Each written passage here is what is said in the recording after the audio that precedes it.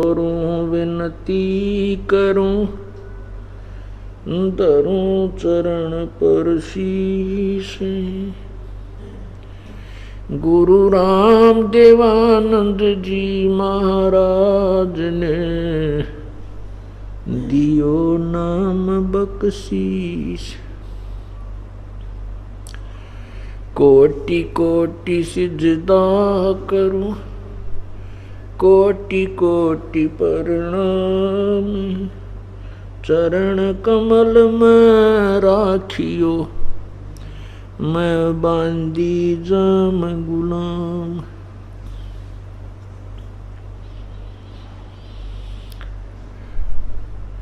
अब गुण किए तो बहुत किए, करत न मानी आर। बावे बंदा बख्श दियो, बावे गर्दन उतार। अब गुण मेरे बाप जी, बख्शो गरीब नवाज। जो मैं पूत कपूत हूँ, बोर पिता को लाज। मैं अपराधी जन्म का, नक्सक बरे विकार।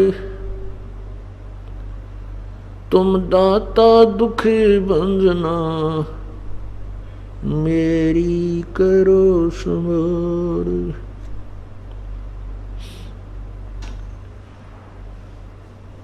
जय इब कै सतगुरु मिले, सब दुख आँखों रोए। चरणों ऊपर शीश धरूं, कहूँ जो कहनी हो। कबीर गुरु जी मिलेंगे, पूछेंगे कुशलात। आद्य अंत की सब कहूँ, अपने दिल की बात।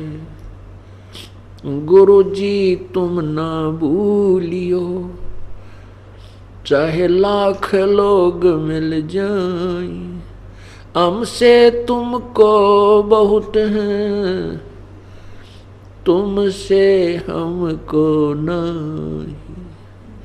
तुमरे विसारे क्या बन, मैं किसकी शरण में जाऊं। शिव विरंच मुनि नारदा, उनके हृदय न समाऊं। कुत्ता तेरे दरबार का, मोतिया मेरा नाम।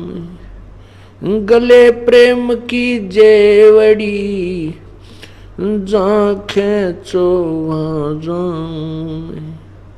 तो करो तो बावड़ू, दूर दूर करो तो जाऊं। जो रखो तो ही रहूं, जो देवो सो खाऊं। बंदी छोड़ दयाल जी, तुम तक हमारी दौड़। जैसे कागज हाज का, अब तक न दूजी ठोरी।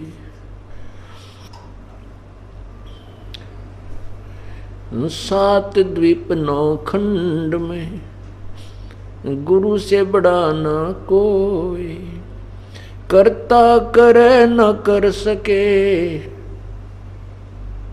गुरु करे सो होय। एक वीर गुरु बड़े गोविंद से, मन में देख विचारे।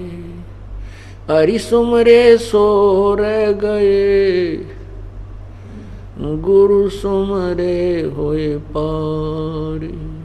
सात द्वीप नौ खंड में, गुरु से बड़ा ना कोई। करता करे न कर सके, गुरु कर सो होए। सतगुरु के उपदेश का लाया एक विचार, जय सतगुरु मिलते नहीं, जाते नरक दुआरी। नरक द्वार में दूत सब करते खेचा तान, उनसे कबू नहीं छूटता फिरता चारों खाने। चार खानी में भ्रमता, कबहू न लगता पार, सो फेरा सब मिट गया, सतगुरु के उपकार।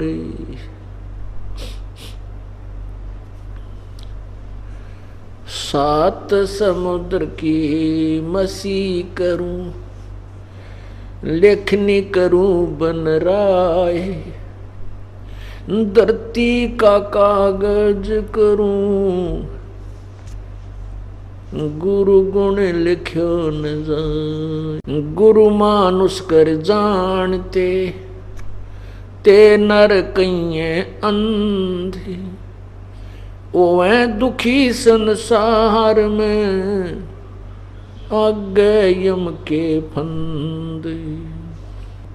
कबीर गुरु मानुष कर जानते, कर चरणामृत को पान, ते नर नरक जावेंगे, युग युग होए समान। गुरु गोविंद कर जानियो, रहियो शब्द समाए, मिले तो दंडवत बंदगी नहीं, पल पल ध्यान लगो। परमपिता परमात्मा, सारी सृष्टि के रचनहार, कुल मालिक, कबीर देव, कबीर परमेश्वर,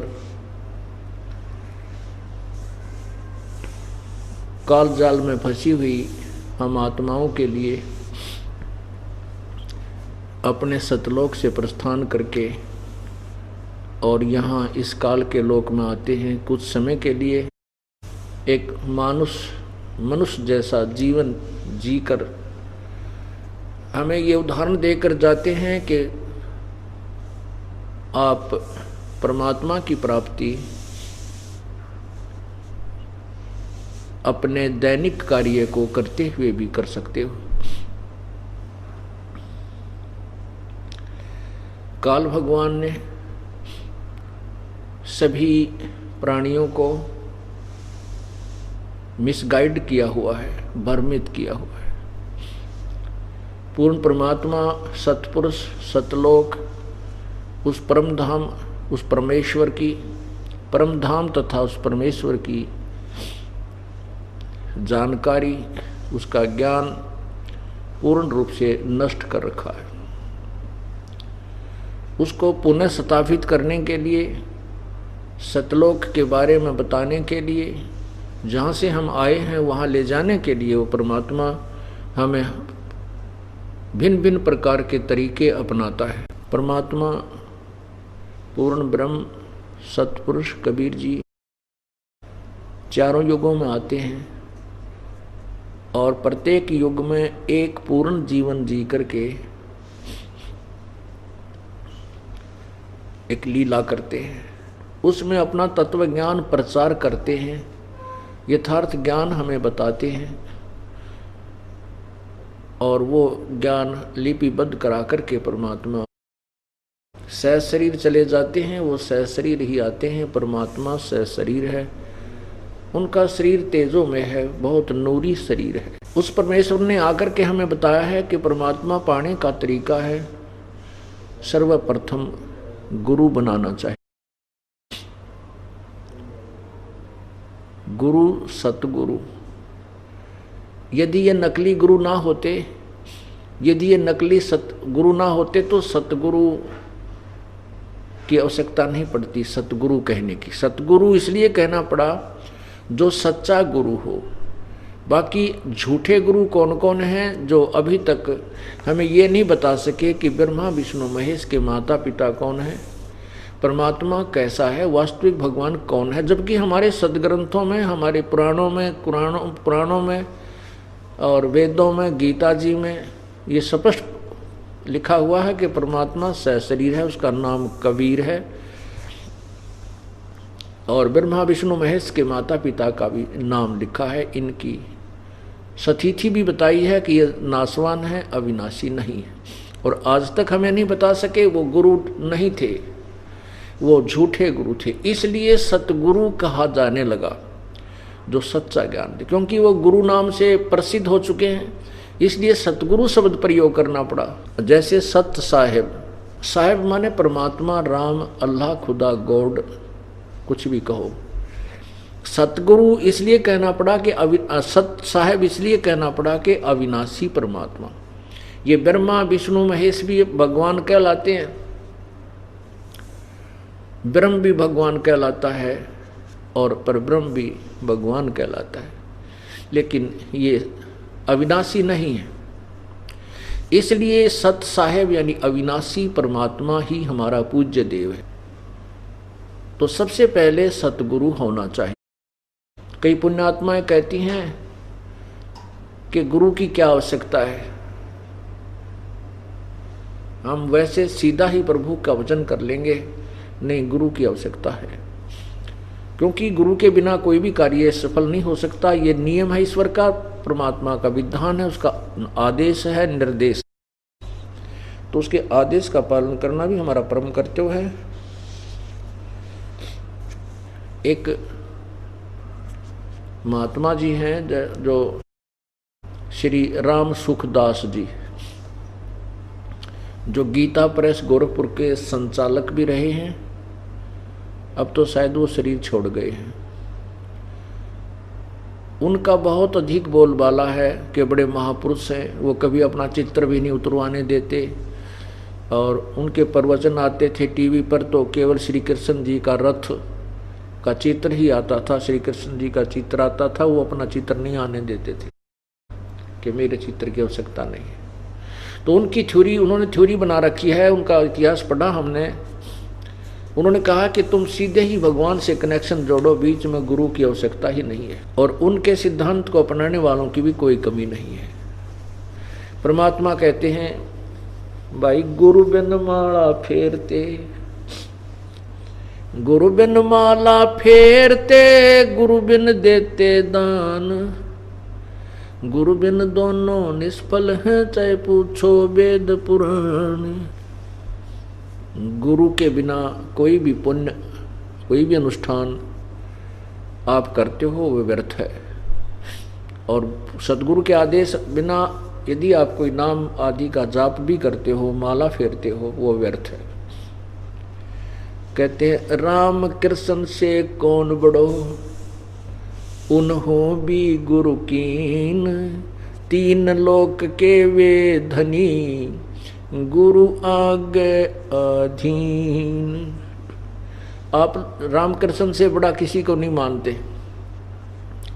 परमात्मा कबीर परमेश्वर जी कहना चाह रहे हैं कि जो ये कहते थे कि गुरु की क्या आवश्यकता है, तो उन्हीं को समझाने के लिए कहते हैं कि आप जी श्री कृष्ण जी और श्री रामचंद्र जी से बड़ा किसी को नहीं मानते।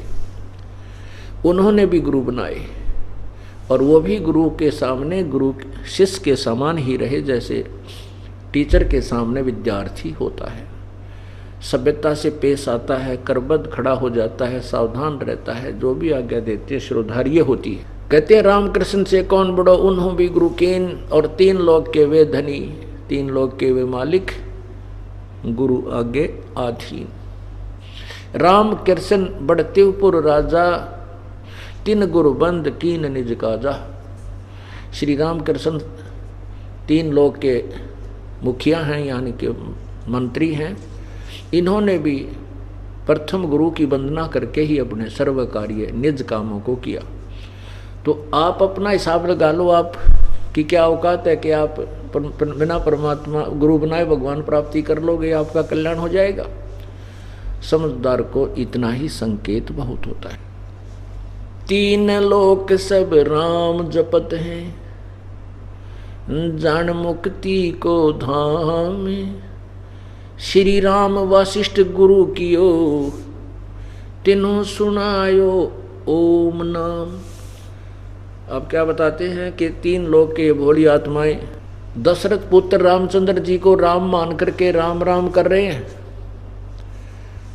परमात्मा ये बताने चाहते हैं कि श्री राम ने भी वशिष्ठ मुनि जी से उपदेश लिया। रामचंद्र जी को वशिष्ठ मुनि जी ने ओम का नाम जाप करने को कहा और तुम राम राम कर रहे हो। यह भूल पड़ी है।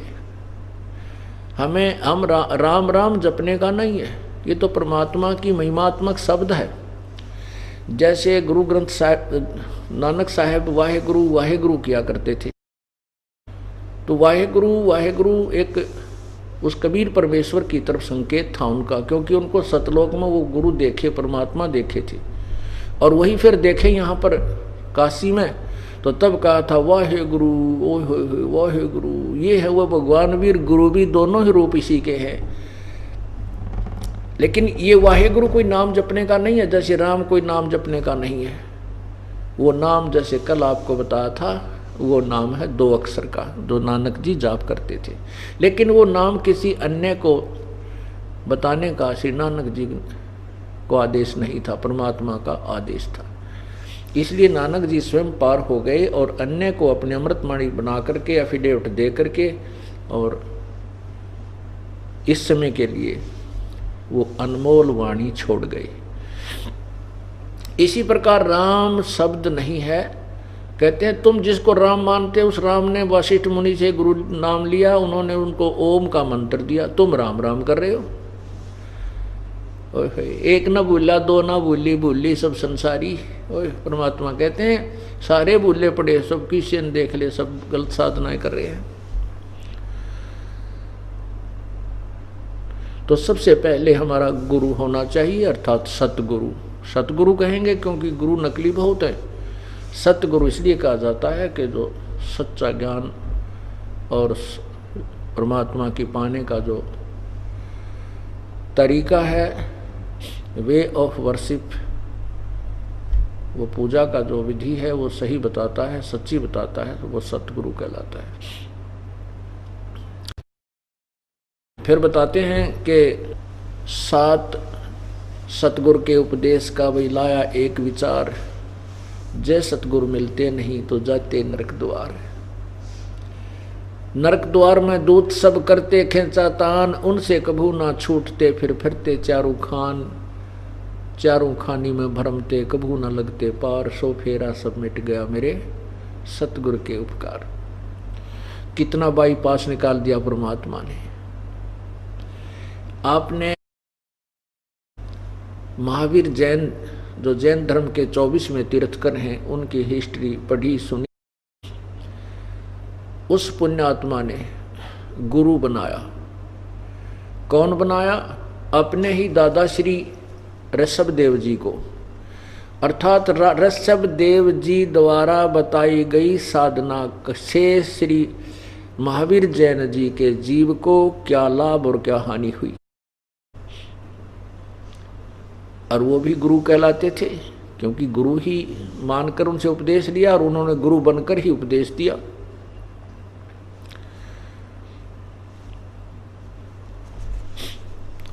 पुण्यात्माओं, ये कथाएं और ये सदग्रंथ सत्संग के अंदर जो आपको बताए सुनाए दिखाए जाते हैं, ये आपके हृदय में सच्चाई को जमाने के लिए, ये नाना प्रकार के भ्रमित ज्ञान से हटाकर एक स्थान पर जचाने के लिए, जमाने के लिए, टिकाने के लिए ये रह रह कर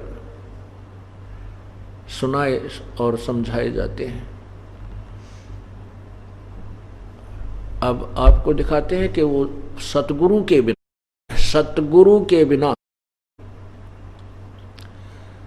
उस पुण्यात्मा ने कितने कठिन प्रयत्न किए, कितनी अच्छी साधनाएं की और फिर उसको क्या क्या परिणाम मिले, क्या क्या उनको लाभ हुआ, क्या हानि हुई। ये देखिएगा श्री महावीर जैन जी का जीवन। ये पुस्तक है आओ जैन धर्म को जाने, धर्म मंच प्रश्नोत्तर माला। कौन बनेगा सबसे ज्ञानी? अणोम हरिणंताणम, ये इनके मंत्र हैं। नीचे देखियो, प्रवीण चंद जैन M.A. शास्त्री, इसने इसको लिखा है। और ये देखना ये कहाँ से प्रकाशित है। ये है, लेखक हैं, आओ जैन धर्म को जाने। नीचे लेखक हैं प्रवीण चंद्र जैन M.A. शास्त्री, जम्बूद्वीप हस्तिनापुर। प्रकाशक है श्रीमती सुनीता जैन, जम्बूद्वीप हस्तिनापुर, मेरठ उत्तर प्रदेश। और ये छपी कहाँ से है? मुद्रक है Dinendra Jain, new रसब offset prints, ये मेरठ उत्तर प्रदेश मेरठ। यहाँ देखिएगा, इसके पृष्ठ नंबर 294 से प्रारंभ करते 93 से विशेष प्रकरण। आओ जैन धर्म को जाने। श्री महावीर जैन, श्री महावीर भगवान के अन्य कौन कौन से नाम हैं? उत्तर, अन्य 5 नाम हैं, वीर, अतिवीर, सन्मति, महावीर एवं वर्धमान। अब देखें, यहाँ प्रश्न है, श्री महावीर भगवान के जीवन का कथन कहाँ से प्रारंभ होता है? ये 294 पृष्ठ पे है। उत्तर, पुरोरा नामक भील की पर्याय यानी जीवन से। आगे है, पुरोरा भील कौन था और उसने क्या किया? उत्तर है, पुष्कलावती देश की पुंडरी कीणी नगरी में भीलों का राजा था। उसने सागरसेन मुनिराज से मद मास मधु का त्याग व्रत लिया था, जिसे जीवन भर पर्यंत पालन किया। श्री महावीर भगवान का जीव पुरोरा भील की पर्याय से कहाँ गया? पहले सौधर्म स्वर्ग में एक सागर की आयु वाला देव हुआ। प्रश्न, पहले स्वर्ग के बाद महावीर भगवान का जीव किस पर्याय में गया? भरत चक्रवर्ती की रानी। उत्तर है, भरत चक्रवर्ती की रानी अंतमती से मारीची नामक ज्येष्ठ पुत्र हुआ। ये भरत राजा ऋषभ जी के पुत्र थे।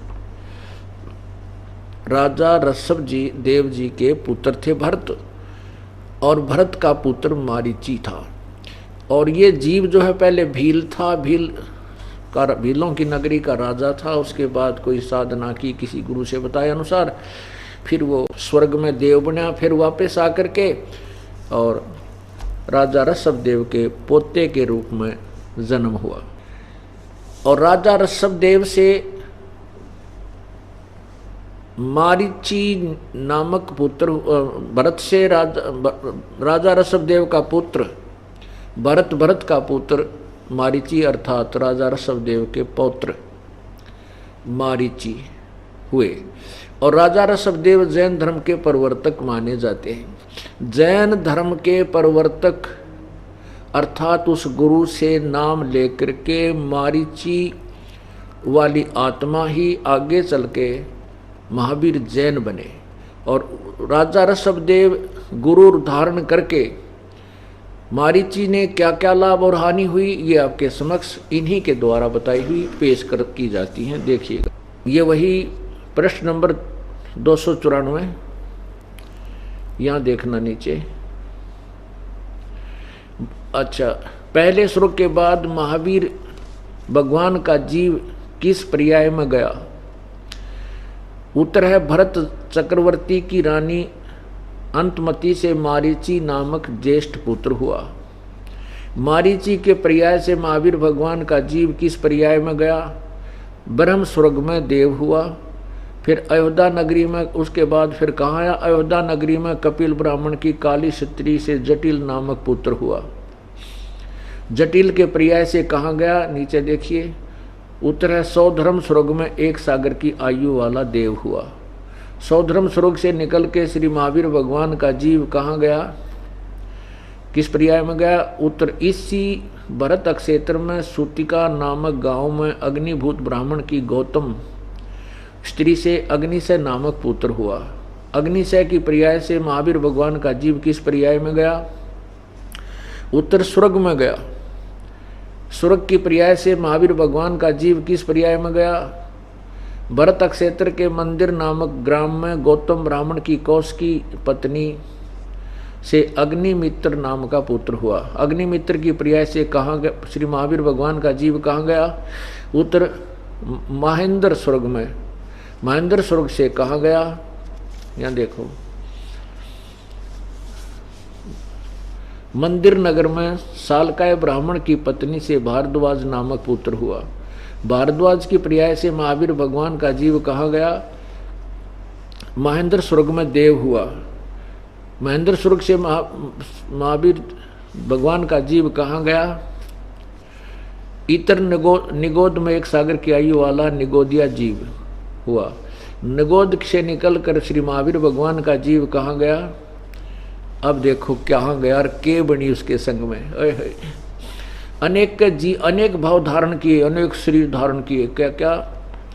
नंबर 1, 1000 आँख के वर्ष के भाव यानी जीवन, 80,000 सीप के भाव, 20,000 नीम के वृक्ष के भाव, 90,000 बार केल वृक्ष के भाव, 3,000 बार चंदन वृक्ष के भाव, 5 करोड़ बार कनेर वृक्ष के भाव, 60,000 बार वैश्या के भाव, 60,000 बार, 5 करोड़ बार शिकारी के भाव, 20 करोड़ बार हाथी, ओए होए 60 करोड़ बार, 60 करोड़ बार गधे के भाव गधा बना, और 30 करोड़ बार कुत्ता बना, 60 करोड़ बार नपुंसक के भाव, 20 करोड़ बार स्त्री के भाव, 90 लाख बार धोबी के भाव शरीर, 8 करोड़ बार घोड़े के भाव, और 20 करोड़ बार बिल्ली, और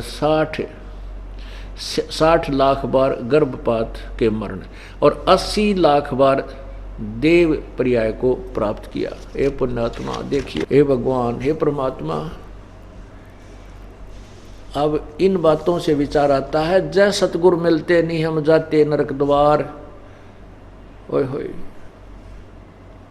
अब महावीर भगवान ने ऋषभ राजा ऋषभ देव को गुरु बनाया, जो कि एक अलग से धर्म बना, उस धर्म के प्रवर्तक मुखिया हैं, और उनसे उपदेश लेकर के ये प्रथम शिष्य ही बने थे, प्रथम ही शिष्य थे राजा ऋषभ देव के। और उसके जीव की क्या दुर्गति हुई? भक्ति की, स्वर्ग गया, फिर मनुष्य बना, फिर स्वर्ग गया, फिर मनुष्य बना, फिर स्वर्ग गया। ये उसमें की हुए पुण्य के, और उसके साथ साथ उस दौरान जो पाप हुए वो फिर इकट्ठे भोगने पड़े। क्या? 1000 बार वर्ष के भाव, और आगे देखो ये भगवान,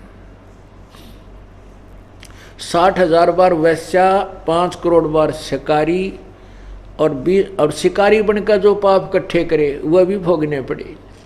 क्योंकि यहाँ जब तक पूर्ण परमात्मा की भक्ति हमें नहीं मिलती, पूर्ण संत के से प्राप्त नहीं होती, तब तक हम दोनों ही पुण्य और पाप दोनों ही कर्मों का फल भोगते हैं। जैसा कि आपको बार बार बताया जाता है, ये इससे ये भी सिद्ध हो रहा है विधान कि जैसे कर्म प्राणी करता वो दोनों ही भोगते हैं। जब तक सतगुरु नहीं मिलते तब तक ये बखेड़ा बना रहता है। 60 करोड़ बार 5 करोड़ बार शिकारी, 20 करोड़ बार हाथी, 60 करोड़ बार गधा, और 30 करोड़ बार कुत्ता। ओए होए, गधे और कुत्ते कहते हैं एक का जन्म तेरा, कलजा पाट दे जीव का। और ये कितने करोड़ बार है भगवान? 60 करोड़ बार तो गधा, 30 करोड़ बार कुत्ता, 60 करोड़ बार नपुंसक, 20 करोड़ बार स्त्री, 90 करोड़ बार धोबी, 8 करोड़ बार घोड़ा, और 20 करोड़ बार बिल्ली। ओए होए, और 60 लाख बार गर्भपात के अंदर ही मरण है। ओए होए, और केवल 80 लाख बार देव बना। 80 लाख बार जो पुण्य किए, धर्म किए, राजा बन के ये हवन किए, उनके आधार पर 80 लाख बार तो देवता बना। और फिर करोड़ों बार गधा, करोड़ों बार कुत्ता, उत्तरा गजब हुए बिल्ली, घोड़े। आगे क्या बना फिर देखना महावीर भगवान आगे क्या बना। ये तो पहले भोग रहे हैं, और आगे देखो क्या हुआ। ये भी आपने देखा, 8 करोड़ बार घोड़ा, 20 करोड़ बार बिल्ली के भाव, 60 लाख बार गर्भपात के मरण, 80 लाख बार देव प्रयाग को प्राप्त हुआ। उपरोक्त भावों को प्राप्त करने के बाद श्री महावीर भगवान ने किस पर्याय को प्राप्त किया? उत्तर, राजगृह नगर में सथावर नामक ब्राह्मण हुआ। सथावर ब्राह्मण के जीवन के बाद कहाँ गया महावीर जी भगवान का जीव? महेंद्र स्वर्ग में 7 सागर की आयु वाला देव हुआ। महेंद्र स्वर्ग से कहाँ गया? ये नीचे देखिए, राजगृह में विश्वभूति राजा की जैनी रानी से विश्वनंदी नामक पुत्र हो गया प्रसन्न। विश्वनंदी पर्याय से निकलकर श्री महावीर भगवान का जीव कहाँ गया? महाशुकर स्वर्ग में देव हुआ। महाशुकर स्वर्ग से कहाँ गया? नारायण नामक त्रिपृष्ठ नामक नारायण हुआ। और फिर त्रिपृष्ठ नारायण के से श्री महावीर भगवान का जीव कहाँ गया? 7वें नरक में गया। ये नरक तो अभी रह रहा था बताना, 7वें नरक में गया। और फिर 7वें नरक से महावीर भगवान का जीव कहाँ गया? यह सिंह गिरी पर्वत पर सिंह हुआ, पुनः फिर प्रथम नरक में गया। आगे देखो, प्रथम नरक से निकलकर भगवान महावीर का जीव कहाँ गया?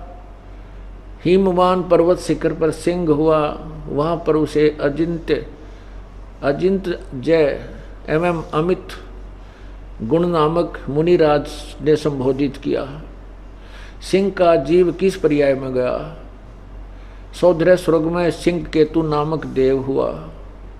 सिंह केतु का जीव किस पर्याय में गया? कनक प्रभ नगर में राजा नकपुंख विद्याधर और रानी कनकमाला से कंकोजल नामक पुत्र हुआ। कंकोजल आगे किस पर्याय में गया? 7वें स्वर्ग में देव हुआ। 7वें स्वर्ग से श्री भगवान महावीर का जीव कहाँ गया? अयोध्या नगरी में राजा वज्रसेन की शीलवती रानी से हरिसेन नामक पुत्र हुआ। हरिसेन का जीव आगे किस पर्याय में गया?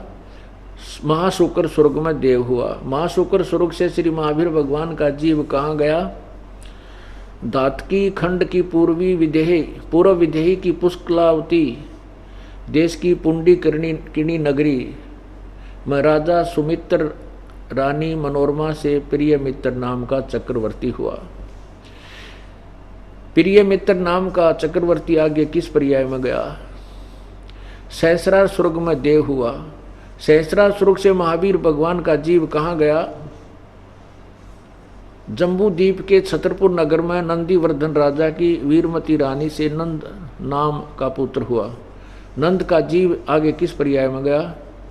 पुष्पोत्तर विमान में देव हुआ। तदनंतर 24 में तीर्थ कर श्री महावीर भगवान हुआ। और श्री महावीर भगवान के जीव ने कितने पाखंड मत चलाए? 363 पाखंड मत चलाए। जय हो महावीर जैन की भगवान की।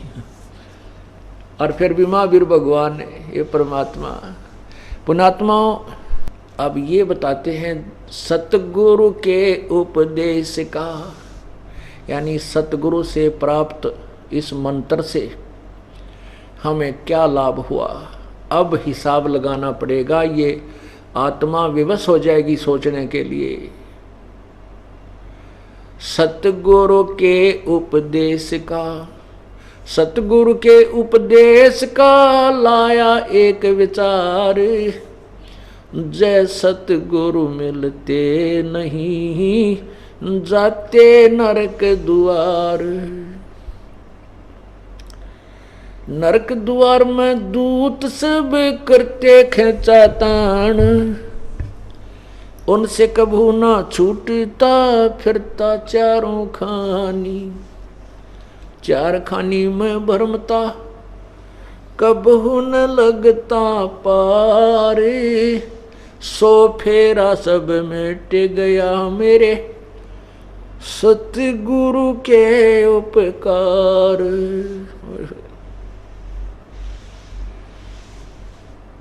पुण्यात्माओं, ये रहट का कुआ लोई, या गड़बंदा है सब कोई। अरहट कुआ, अरहट कुआ, नीचे से भरा ऊपर खाली, नीचे से भरा ऊपर खाली। पुण्य और पाप में नरक में स्वर्ग में, वहाँ अपने पुण्यों को खो खंडा कर बर्बाद करके, और हम यहीं 84 लाख योनियों में धक्के खा रहे हैं।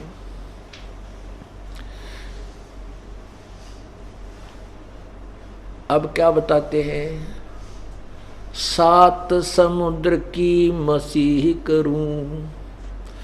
उस सतगुरु पूर्ण संत से उपदेश मिलने के बाद मुझे जो बेनिफिट हुआ, जो लाभ हुआ, अब उसके अगर गुणगान करने लगूं, कहते हैं 7 समुद्र की मसीह करूं, लेखनी करूं बन राय, धरती का कागज करूं, तो भी गुरु गुण लिख्यो न जाए। एक कुत्ते के जीवन हिस्ट्री लिख कर देखो, और फिर 30 करोड़ की लिख कर देखो, फिर 60 एक गधे का जीवन 7 दिन में क्या क्या दिनचर्या है उसकी, क्या उसके साथ दुर्गति होती है, कभी अंधा हुआ, कभी टांग टूट जाए, कोई ना पूछे, कितने कौवे खा रहे हैं, गर्मी सर्दी में बाहर खड़ा है, दीवार के कमर साइड लगाए।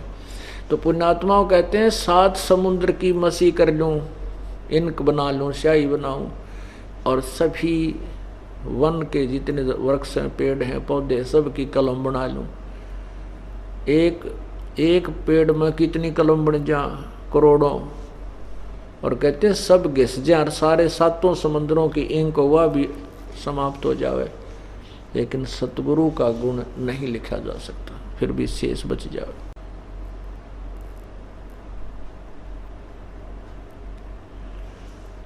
उसके लिए बताते हैं, गुरु मानुष कर जानते। अब गुरु शब्द भी प्रयोग किया है, सतगुरु भी, क्योंकि गुरु वही है जो सच्चा ज्ञान दे। ये झूठे गुरु हो गए, इसलिए सतगुरु लगाना पड़ा गुरु के सामने, तो गुरु शब्द पर्याप्त है। तो क्या बताते हैं, गुरु मानुष कर जानते, ते नर कहिए अंधी, वह दुखी संसार में आ गए यम के फंद। अब जैसे परमात्मा बताते हैं कि भाई, हम भी बार बार, ये दास भी आपको बताता है कि परमात्मा कबीर परमेश्वर जी स्वयं आते हैं, वो सतगुरु, और एक दास की भूमिका भी पूर्ण रूप से वही निभाते हैं, जो एक भक्त के गुण होते हैं, और वो सतगुरु भी वही होते हैं। फिर उन्होंने आगे जाकर ये शंका पैदा कर देते हैं काल के दूत के, कबीर जी ही आवे तो हम पार होएं। उसके लिए परमात्मा ने बताया है कि मम संत मुझे जान मेरा ही स्वरूपम, मेरे संत को मुझे ही जान लेना, जो मेरा ये तत्व ज्ञान दे, क्योंकि ये ज्ञान किसी को नहीं देता भगवान। और जो उनके कृपा पात्र थे उनको मना कर गए थे कि अभी इस भंडारे को नहीं खोलना है। ये समय निर्धारित किया था प्रभु ने पहले ही कि ऐसे समय में इस खजाने को खोलेंगे जब हमारे बच्चे अक्षर ज्ञान युक्त हो जाएंगे, सभी धर्मों के। नहीं तो ये काल के दूत इन्हें लड़ा मारेंगे। अब सच्चाई सामने है, कोई नहीं बोल पाएगा। आंखों देखकर सदग्रंथों को, ये अपनी तरफ से नहीं लिखा हमने, जैन धर्म का इतिहास वो खुद लिखे हुए, और वो दास पढ़कर सुना रहा है। आर्य समाज का इतिहास सत्यार प्रकाश में लिखा है, दास केवल पढ़कर सुना रहा है। सदग्रंथ वेदों में जो लिखा है वो आपको पढ़कर सुनाया जा रहा है, और उनको मिला करके उनको डुप्लीकेट और ओरिजिनल दिखाया जा रहा है। और इसी से हम सतर्क होंगे, धोखे से बच पाएंगे, अपना जीवन बर्बाद न कर पाएंगे, हम सफल करेंगे। तो परमात्मा कहते हैं कि जो ये खजाना, जो मेरा तत्व ज्ञान जो संत बताएगा, वो मेरा पूर्ण रूप से कृपा पात्र होगा, और उसको मुझे ही जानना। मम संत मुझे जान मेरा ही स्वरूपम, मेरे संत को मुझे ही जानना, वो मेरा ही स्वरूप है। उसके लिए परमात्मा ने बहुत से प्रमाण भी करके दिखाए हैं। फिर क्या बताते हैं, गुरु मानुष कर जानते, ते नर कहिए अंधे। ओ मैं दुखी संसार में, आगे काल के फंदे। काल के फंद ये हैं, कभी अपनी ही कमाई से स्वर्ग में देवता बन गया, अपने ही पाप से गधा बन गया, बना रहे, उसने तो बांध कर डाल दिया हमें। इसे इस काल के घेरे से बाहर नहीं जा सकते, काल के घेरे से बाहर नहीं जा सकते जब तक इस घेरे को तोड़ने वाला वो समर्थ ना मिले। गुरुजी भगवान नहीं होते, गुरुजी एक मीडिया होते हैं, मिडोकर होते हैं, बिचौलिया होते हैं, आत्मा और परमात्मा के मिलाने वाले, उनका संयोग कराने वाला, वो गुरु का ये दर्जा होता है। लेकिन परमात्मा कहते हैं कि मुझे पाने के लिए आपने गुरु को भगवान मानना पड़ेगा, क्योंकि गुरु को परमात्मा मानकर आपका बोलना, चालना, बैठना, उठना, आपकी जो लगाव, आकर्षण जो गुरु में होगा वो परमात्मा में ही माना जाएगा। मान लीजिए परमात्मा इस दास के रूप में स्वयं ही आ जाए, या वो स्वयं ही जैसा हम उनका स्वरूप देखते हैं उस स्वरूप में आकर भी यहाँ पर रहने लग जाएं, तो आपका कैसा व्यवहार होगा। मान लीजिए कबीर परमात्मा अब आ जाएं और वो 2-4 वर्ष यहाँ रहें इस आश्रम में, तो फिर भी आप घर भी जाओगे, काम भी करोगे, फिर भी आओगे, जाओगे, आओगे, लेकिन आप कैसा व्यवहार करोगे ये आप सोचो, कैसा करोगे। तो वैसा ही व्यवहार, वैसा ही बर्ताव आपने इस दास के साथ करना होगा, ताकि जिस समय हम परमात्मा के सामने वहाँ प्रत्यक्ष होंगे, आमने सामने होंगे, फिर हम कैसा व्यवहार करेंगे, जैसा यहाँ अभ्यास कर रखा है ऐसा ही वहाँ होगा। एक दिन में नहीं ट्रेंड हो सकते कि भगवान आ गया तो हम सारी क्रिया एक दिन कर लेंगे, नहीं, हमने पहले से ही वो हर प्रकार बैठना, उठना, भाव, नम्रता, बोलना। सतगुर के दरबार में मेरी थर थर कांपे देह, ना जानो किसी बात पर मेरा टूट न जावे नेह। इतना डर लगा भगवान के दरबार में कि कहीं कोई ऐसी गलती बन जाए या कोई ऐसी घटना ना हो जाए जिससे मेरा परमात्मा के प्रति प्यार न्यून हो जा, कम हो जा, इसलिए थर थर कांपता रहता हूँ। परमात्मा हमें बता रहे हैं तुमने ऐसे व्यवहार करना है, ऐसे बर्ताव करना है, ऐसा स्वभाव बनाना है। तो गुरु जी को परमात्मा मानकर, ये मान लीजिए गुरु जी के रूप में कबीर जी बैठे हैं, तो फिर आप उस जिस परमात्मा के लिए ऋषि मुनियों ने हजारों वर्षों तक अपना शरीर गाड़ दिया, कथित शरीर फूंक दिया, उल्टे लटक गए शेख फरीद जी जैसे, और जब भगवान सामने हो तो फिर हम क्या करेंगे। इस शरीर को, इस अभिमान को हम नहीं देखेंगे, हम भगवान देखेंगे। इस शरीर को मिट्टी देखेंगे, जिसके लिए ये शरीर मिला था वो सामने हमें मिल गया, तो फिर हम केवल उसी को देखेंगे। अपना अस्तित्व मिटा देंगे, भूल जाएंगे हम सेठ हैं, साहूकार हैं, हम कोई अफसर हैं या राजा हैं, नहीं, हम कुछ नहीं है, 2 कौड़ी के जीव हैं। आज शरीर छूट जाएगा, फिर गधे बने पावांगे। इन दुखों को याद करके हम परमात्मा को विशेष सत्कार और आदर देंगे। तो कहते हैं परमात्मा पाने का मुख्य तरीका है प्रथम गुरु हो, ये विधि है और कोई विकल्प नहीं है, अल्टरनेट नहीं है। कहते हैं आप एक गणित के अंदर एक ऋण का प्रश्न होता है, उसको हल करने के लिए उसमें मूलधन ज्ञात करना होता है। बाकी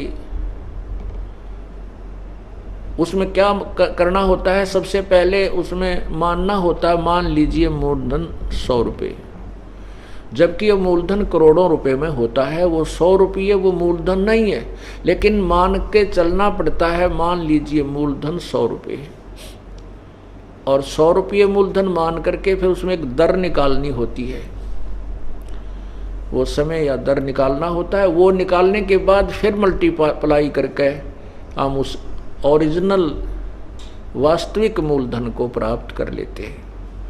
और 100 रुपये मूलधन माने बिना वो वास्तविक मूलधन प्राप्त नहीं हो सकता, तो हमारा वो प्रश्न हल नहीं हो सकता, जिसके कारण हम फेल हो जाते हैं। इसलिए मान लीजिए गुरुजी भगवान हैं, ओरिजिनल नहीं है, सपोज कर लीजिए, और इस सपोज करने से, मान लेने से आपको वो सर्वशक्तिमान परमात्मा कबीर देव मिलेगा।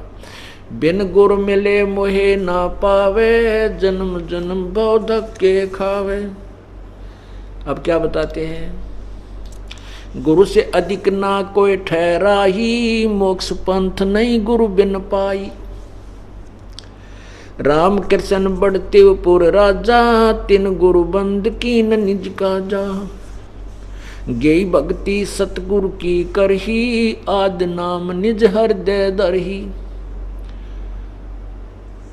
गुरु चरणन से ध्यान लगावे, अंत कपट गुरु से ना लावे। गुरु के प्रति कभी कपट युक्त बातें नहीं करे, ना ही गुरु की निंदा करे, ना सुने। सुनने का तात्पर्य ये नहीं है कि आपके गुरुजी के बारे में कोई उठपटांग या दुनिया बांटा थी, जैसे शनिपात के जवर में मरीज बांटा करे, ना जाने उसने क्या बांटा, क्या कह रहा है तू।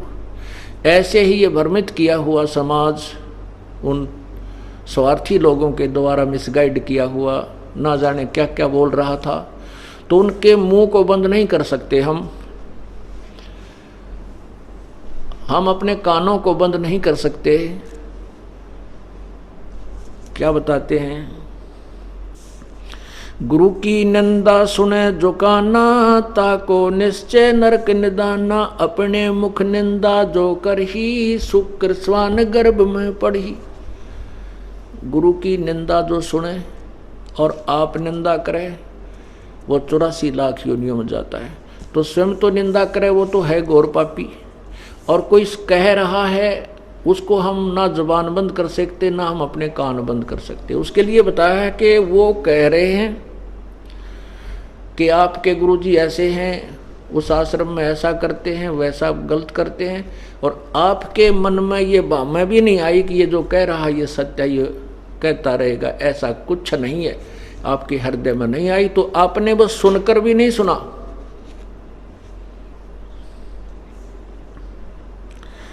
वो बोल रहे थे, आपका हृदय नहीं मान रहा था, तो आपने सुना नहीं, वो बोल रहा था। तो ऐसे ही उसी का परिणाम है कि ये ज्यों के त्यों परमात्मा का बगीचा हरा भरा मिला, इसको कोई तोड़ नहीं सका, क्योंकि इसकी जड़ गहरी हो चुकी है। अब उन स्वार्थी लोगों द्वारा भ्रमित किया हुआ समाज ने और हमारे द्वारा बांटी हुई पुस्तकों को पढ़ करके वो पुण्यात्मा जो हमें गालियां दिया करते थे, आज उपदेश लेने आ रहे हैं, और वो आंखों में पानी भरकर क्षमा याचना करते हैं कि हमने आपके बारे में बहुत कुछ बोल दिया, माफ़ कर देना, हमें पता नहीं था, हमारे को भ्रमित कर दिया गया, मिसगाइड किया गया। तो हम आज भी उनको सीने से लगाते हैं, हम उनको बुरा नहीं मानते। क्यों? बुरे वो लोग हैं जो स्वार्थवश दुनिया को भ्रमित करके मिसगाइड कर रहे थे। जनता बुरी नहीं, वो दुष्ट आत्मा बुरी है, जिन्होंने अपने स्वार्थवश सच्चाई को झूठ में परिवर्तित कर दिया। करने की चेष्टा की लेकिन नहीं हो पाई। अब वो पछता रहे हैं और रह रहकर उपदेश ले रहे, धिक्कार रहे हैं उन नालायकों को। कोई नहीं, हमने किसी से कुछ नहीं कहना, उनको सजा भगवान देगा। हम उस किसी को श्राप भी नहीं देते, ना किसी को बद्दुआ देते, क्योंकि ये हमारे विधान में नहीं है। फिर हमारी कमाई नष्ट हो जाएगी। इधर हम किसी को श्राप दें, भाई तेरा नाश होइयो, तेरा न्यो होइयो, नहीं, ये फिर हमारी जो अपनी पुण्य है वो समाप्त हो जाएंगे। इस बात से हम परिचित हैं, हम अपनी कमाई को नष्ट नहीं करेंगे। हम इस बात से परिचित हैं कि जैसे उन्होंने कर्म किया उनका परिणाम क्या होगा। जो उन्होंने झूठ बोली है, बकवाद करी है, उनका क्या परिणाम होगा। उनके घरों में कैर टूटेंगे, उनके जुबान में, जीभ में कैंसर होएगी, ना मेरा के बुरा हाल होगा। ये मैं ये नहीं कह रहा कि उनके हो है, नहीं, उनके पाप, उनके द्वारा किया गया अपराध ही ऐसा है जो भगवान ऐसी सजा देगा, देता है।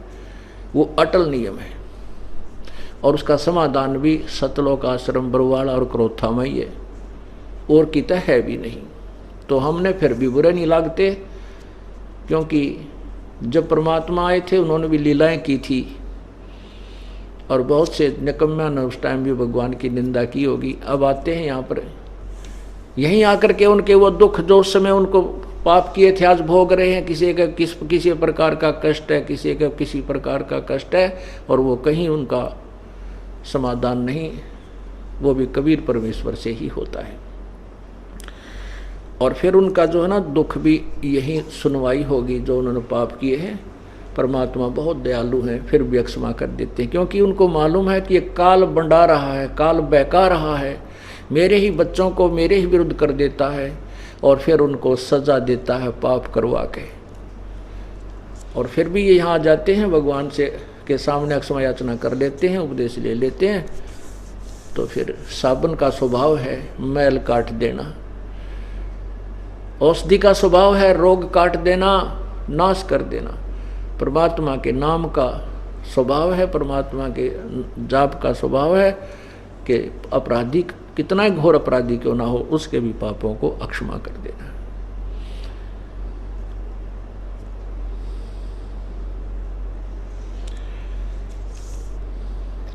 गुरु सेवा में फल सर्वस पावे, गुरु विमुख नर पार न पावे। गुरु से विमुख जो हो गए वो कभी इस काल के घेरे तो नहीं निकल सकते, कभी भी नहीं निकल सकते।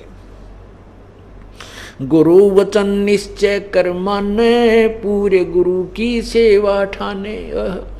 गुरु वचन निश्चय पर कर माने, और पूरे गुरु की पूजा करे, सेवा पूरे गुरु की सेवा ठाने। अधूरा से बात नहीं बनती है। गुरु वचन निश्चय कर माने, पूरे गुरु की सेवा ठाने। संत होगा, पूर्ण गुरु होगा तो क्या वचन देगा कि भाई बीड़ी शराब मांस तम्बाकू मत पियो बच्चों, चोरी ठगी जारी मत करना, शराब मांस तम्बाकू छूना नहीं। यदि आप ये भी वचन नहीं मानोगे तो फिर यहाँ क्यों डले डोनाते हो, फिर आने का फायदा क्या। और गुरुजी कोई ऐसे वचन नहीं देता जो आप पालन नहीं कर सकते। गुरु वचन देते हैं भाई सत्संग में अवश्य आया करो। हमने बहुत जन्म हो गए ये संसारिक धंधे करते करते, अब तक तो सेठ बने को नहीं। हम राजा भी रहे, कहते हैं रावण जैसे जिसकी लंका में हीरे मोती ऐसे बिका करते जैसे मंडियों में ज्वार बाजरे बिकते हैं, और वो भी निर्धन होकर गधा बना फिरे। अंत में कुछ नहीं रहता, अपनी पुण्य को कोई भी राजा बनकर कहीं देव बनकर समाप्त कर देते हैं, और पाप को नरक में और 84 लाख योनियों में हम यही भटकते रहते हैं। गुरु वचन निश्चय कर माने, पूरे गुरु की सेवा ठाने। भाई जो गुरु वचन पर डट गए कट गए फंद 84 के, भाई जो गुरु वचन पर डट गए कट गए फंद 84 के। वस्तु मिली ठोड़ की ठोड़, मिट गई मन पापी की दौड़, और ये भ्रम मिट गए मथुरा काशी के। भाई जो गुरु वचन पर डट गए कट गए फंद 84 के। गुरु की शरणा ली जय भाई, ताते जीव नरक नहीं जाई। अब वो भी गुरु जी थे, ऋषभदेव जी से उपदेश लेकर महावीर जैन जी के जीव ने कितने नरक भी गया, स्वर्ग भी गया, और कुत्ता भी बना, और गधा भी बना, और जो है ना बिल्ली घोड़े तक जीवन धारण करने पड़े। लेकिन सतगुरु कबीर परमेश्वर और उसके सच्चे संत के द्वारा उपदेश लेने के बाद ये सब बाईपास हो जाएंगे, उनमें नहीं जाना होगा।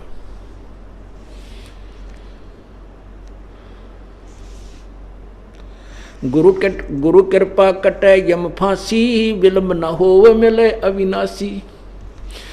गुरु बिन काहू न पाया ज्ञाना, जो थो था वो छड़े किसाना। गुरु बिन वेद पढ़े जो प्राणी, समझे न सार रहे अज्ञानी। अपने आत्मा न ब्रह्मा जी को गुरु मिला, ना विष्णु जी को गुरु मिला, ना शिव को गुरु मिला। ऋषियों में ऋषियों का तो फिर बातें खत्म है, ये तो बहुत नीचे सतर के आगे। अब इस बात का प्रमाण क्या, क्योंकि सतगुरु मिले थे, कबीर परमात्मा आए थे, ब्रह्मा जी से बात की थी, ज्ञान समझाया था, उसने प्रथम नाम लिया। उसके बाद जब सतनाम देने के लिए परमात्मा दोबारा उनके पास गए तो काल प्रेरणा से ब्रह्मा जी ने परमात्मा कबीर जी की वाणी को स्वीकार नहीं किया। कबीर परमेश्वर ब्रह्मा विष्णु जी के पास भी गए, विष्णु जी ने भी ज्ञान सुना। प्रथम एक बार तो गुरु बनाया, लेकिन फिर त्याग दिया, गुरु विमुख हो गए। गुरु विमुख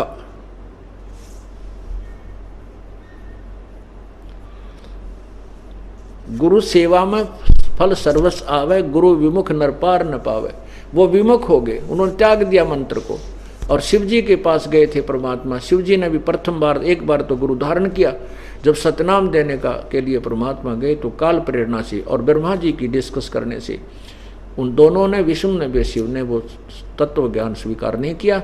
तो प्रभु ने आगे उनको सतनाम नहीं दिया, तो वो गुरु विमुख हो गए, तत्व ज्ञान को नहीं माना।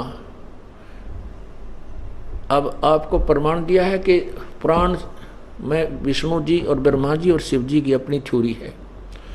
कल आपको श्री देवी पुराण के प्रथम स्कंद में बताया था कि भगवान विष्णु जी तप कर रहे थे।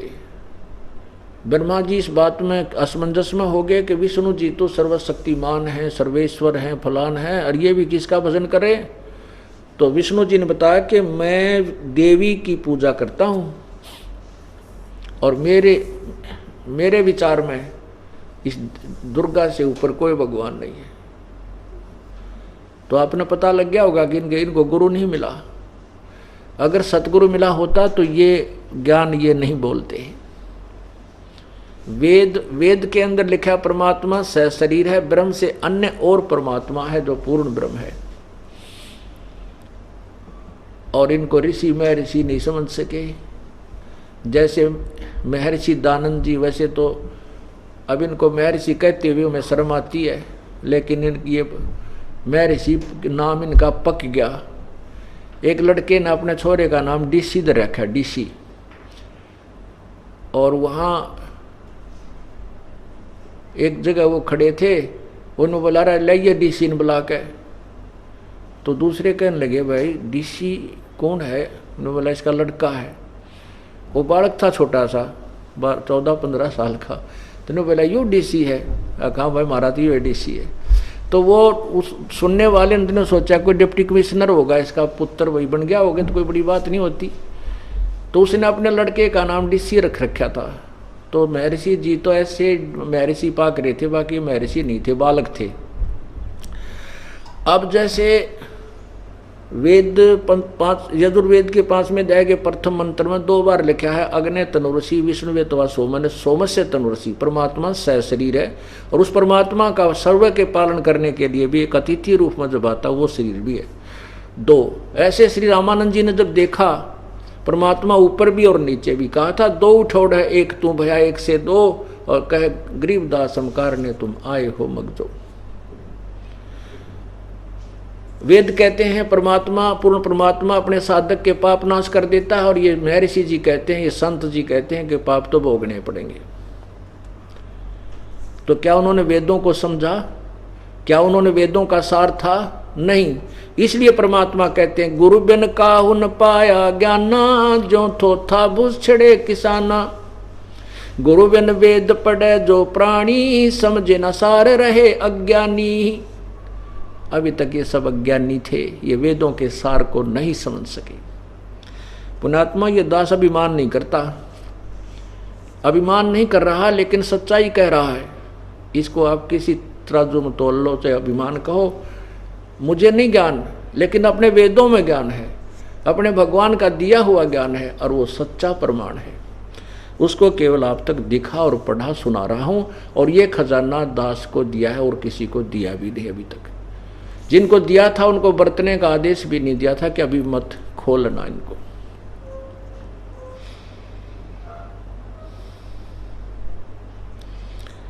नौनाथ 84 सिद्धा, गुरु के चरण सेवे गोविंदा। गुरु बिन प्रेत जन्म सब पावे, वर्ष सहस्र गर्भ सुरहावे। गुरु बिन दान पुण्य जो करही, मिथ्या होवे कभू नहीं फलही। गुरु बिन भरम न छूटे भाई, कोट उपाय करो चतुराई। गुरु के मिले कटे दुख पापा, जन्म जन्म के मिटे संतापा। गुरु मिलने के बाद कहते हैं सब दुख पाप कट जाते हैं, और जन्म जन्म के संताप जैसे गधा, कुत्ता, सूअर, वैश्या और फिर घोड़ा, बिल्ली, कितने भयंकर, कितने सताए जाते हैं, कितने संताप हमने भोगने पड़ते हैं। कहते हैं गुरु के बिना, गुरु के मिले कटे दुख पापा, जन्म जन्म के मिटे संतापा। गुरु के चरण सदा चित दीजे, जीवन जन्म सफल कर लीजे। गुरु भक्ता मम आत्म होई, वाके हृदय रहूं समोई। कहते हैं जो गुरु जी का भक्त, जो गुरु का भक्त है, यानी गुरु के से की सच्ची श्रद्धा से गुरु जी को मानता है, वो मेरी ही आत्मा है।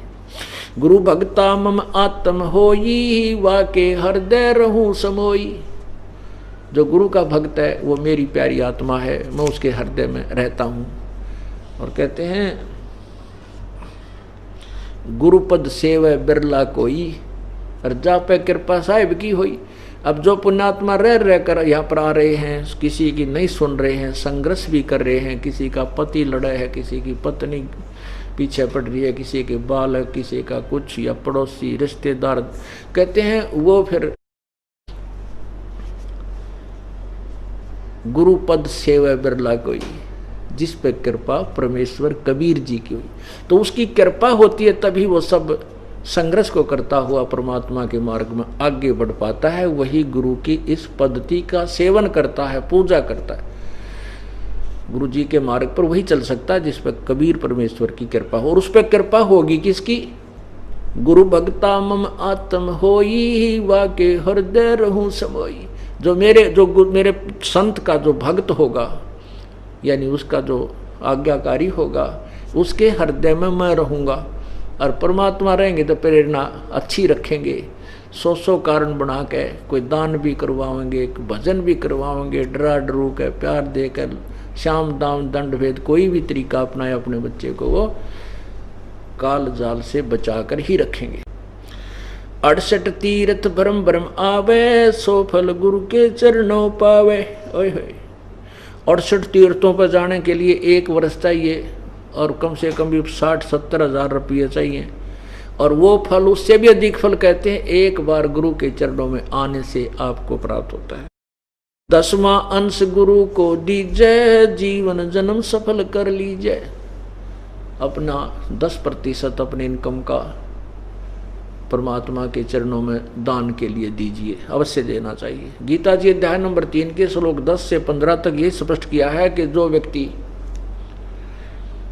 जो भगवान ने उनको मनुष्य जीवन दिया, मनुष्य जीवन उनको जो संस्कार वश धन आदि दिया, और उसमें से वो परमात्मा के नाम पर कोई पुण्य दान नहीं करता है। पुण्य दान गुरु के बिना नहीं होता, वो सारी मर्यादा आपको बताई जा रही, तो वो तो पापी है, अपने पाप को ही खा रहा है। और यही परमात्मा बंदी छोड़ सवसम वेद में सभी वेदों का, गीता जी का, पुराणों का, सभी का सारांश बता रहे हैं।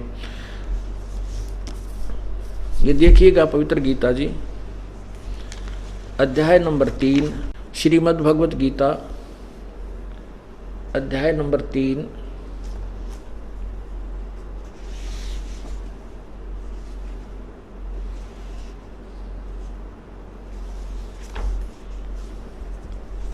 और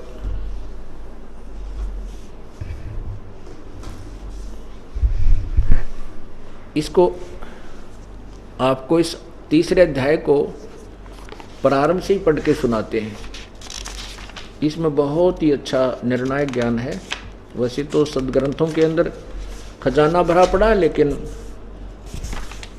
वही बात है कि गुरु बिन काहू न पाया ज्ञाना, जो थोथा भूस छड़े किसाना। ये गीता के अनुवादकर्ताओं ने थोथा भूस छड़ रखा है। थोथा भूस होता जैसे पराल में तो धान निकाल कर पराल रह जाती, पराल धानों की, वो थोथा भूस होता है। और उसने कोई ठाक नो पटके शराब भी पटक सका है, या कति अज्ञानी, तो उसमें कुछ नहीं निकलना, क्योंकि वो धान तो निकल चुके हैं। तो ये ऐसे ही इन्होंने थोथा भूस पटका अर्थात उस यथार्थता से परिचित नहीं हो सके। अब देखिए तीसरा अध्याय। पुण्यात्माओं, हमने देखो पवित्र गीता जी के पढ़ने से, सदग्रंथों के पढ़ने से हमें ज्ञान यज्ञ होता है, इसका लाभ मिलता है ज्ञान यज्ञ का। तो यहाँ सभी ज्ञान हमने प्राप्त करने हैं, लाभ प्राप्त करने। तीसरा श्लोक है, अध्याय तीसरा, नीचे देखो, प्रथम मंत्र है, नीचे देखो। अर्जुन ने प्रश्न किया, हे जनार्दन, यदि आपको कर्म की अपेक्षा ज्ञान श्रेष्ठ मान्य है तो फिर हे केशव, मुझे भयंकर कर्म में क्यों लगाते हैं? आगे देखो, दूसरे में, मिले हुए से वचनों से मेरी बुद्धि मानो मोहित कर रहे हैं। क्या कहा है? ये मिले हुए, आपके मिले हुए यानी दोगले सी बातें जो हैं ये मुझे भ्रमित कर रही हैं। नीचे देखो, मिले हुए से वचनों से मेरी बुद्धि को मानो मोहित कर रहे हैं, उस बात को निश्चित करके कहिए जिससे मैं कल्याण को प्राप्त हूं।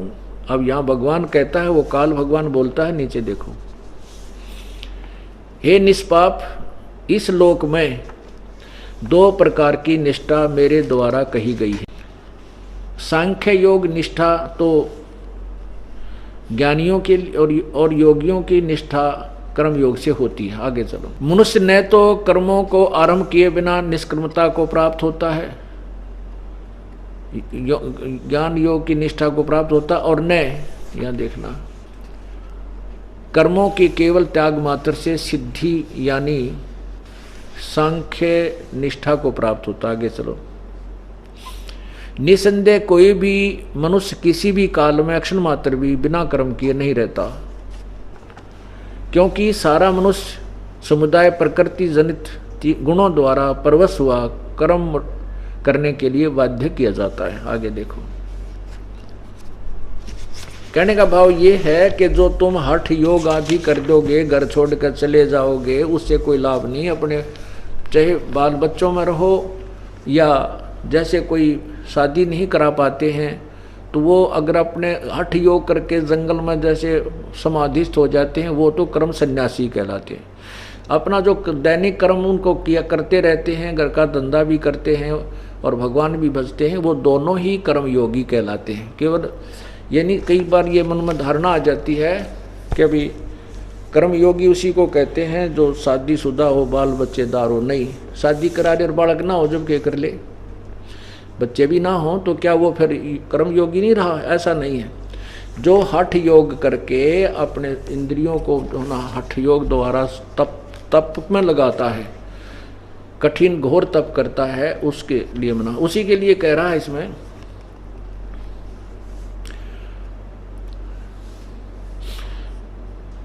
अब क्या लिखा है इसमें चौथे अध्याय के तीसरे अध्याय के 6ठे श्लोक में, ये तीसरे अध्याय का 6ठा श्लोक है, ये 6ठा। यहां पर ये देखिएगा, जो मूढ़ मनुष्य, उन हठ योग करने वालों को तो मूर्ख कहा है।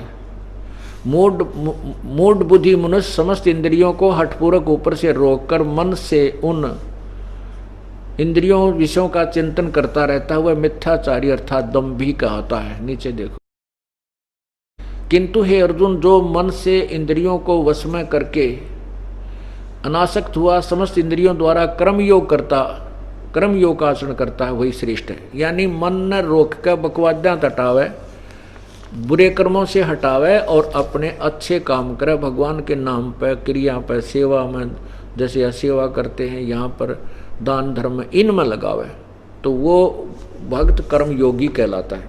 अब आगे देखो, वही श्रेष्ठ है।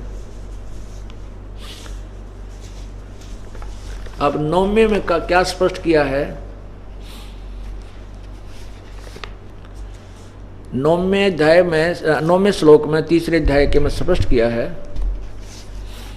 ये देखो, तू यहाँ से देखिए 9वां श्लोक, ये 8वां श्लोक है। हाँ, ये 8वां श्लोक, 7वां आपने पढ़ा, ये 8वां देखो, ये इसका अनुवाद यहाँ देखें। तू शास्त्र विहित कर्तव्य कर्म कर और क्योंकि कर्म ना करने की अपेक्षा कर्म करना श्रेष्ठ है, तथा कर्म ना करने से तेरा शरीर निर्वाह भी नहीं सिद्ध होगा। अगर तू कर्म संन्यास लेकर बैठ जाएगा और घर छोड़ देगा या घर पे हठियो करके बैठ जाएगा तो तेरा पेट कैसे भरेगा, तेरा निर्वाह कैसे होगा। इसलिए परमा का नाम उठत नाम बैठत नाम सोवत जागवे, नाम खाते नाम पीते नाम सेती लागवे। यजुर्वेद अध्याय नंबर 40 के श्लोक 15 में कहा कि ओम करतु समर किलवे समर करतुम समर। ओम नाम का जाप काम करते करते स्मरण कर, विशेष कसक के साथ स्मरण कर, अपना मुख्य मनुष्य जीवन का मुख्य कर्तव्य मानकर इसका स्मरण कर, कसक के साथ कर। जैसे आप यहाँ से बैठते हो और 2 घंटे बस में 3 घंटे बस में लगे या जीप अपनी सवारी में लगते हैं, यहीं से अपना आँखें बंद करके या खोल कर जैसे भी और परमात्मा के नाम का सिमरण करता जावे। आवे जब सिमरण करता आवे तो चलते फिरते उठते बैठते परमात्मा के नाम के कमाई करनी है, इसी से हम पार होंगे। अब 9वें में क्या कहा है, 8वां आपने पढ़ लिया, अब 9वां देखिए।